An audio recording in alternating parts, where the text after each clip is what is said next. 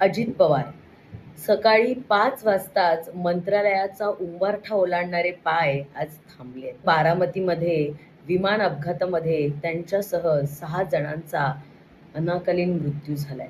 खरं तर पत्रकार म्हणून कुठल्याही राजकीय नेत्याची बाजू घेण्याचा अधिकार नाहीये, पण तुम्ही गेलात याची झळ ही आमच्या सकट अख्ख्या महाराष्ट्राला बसली यात शंका नाही.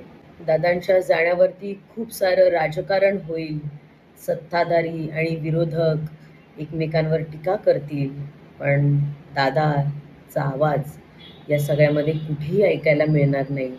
सत्य काय होतं, काय घडलं याबद्दल कधीही चर्चा होणार नाही. अजितदादा पवारांच्या कामाचं घड्याळ हे कधीच थांबलं नाही, पण आज नियतीने अशी काही वेळ आणली की महाराष्ट्राचं हे पॉवर हाऊसच थांबलं. कामं करा रे, कामाशिवाय दुसरं तिसरं काही नाही असं नेहमी सांगणारे दादा आज आपल्या सगळ्यांना सोडून गेले आहेत.